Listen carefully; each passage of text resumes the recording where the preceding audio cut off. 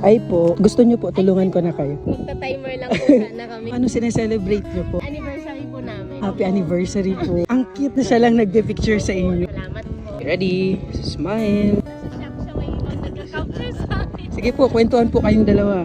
How long na po kayong magkasama? 10 years po. 10 years of togetherness. What's your favorite thing about him po? Kalmado siya lagi. Lagi lang siyang nag-smile, lagi niya lang pinapatawa. Built-in sa kanya yung sense of humor. Sumasakit talaga yung tiyan ko kakatawa. Pangarap ng every husband, yung mapagpasakop na wife. Mahirap na makahanap ng ganun eh. Um, Alaga siya, maalaga. What's your love language? Quality time, physical touch, material gift, act of service, words of affirmation. Mas feel mo mahal ka, cared, and valued ka. Words Siya po. of affirmation. O iba kasi kapag narinig mo. Although action speaks louder than words, na-assure ako, na love ako kapag sinasabi. Nice. Wala pang araw na hindi namin narinig sa isa't isa. Mahal namin ang isa't isa. Wala pang moment na hindi kami magkasama. Time.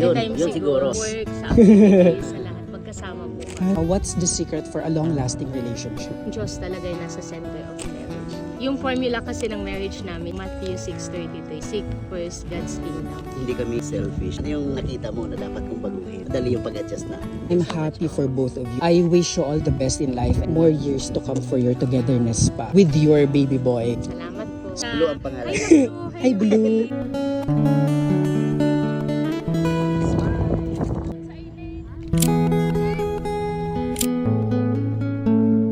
Silent.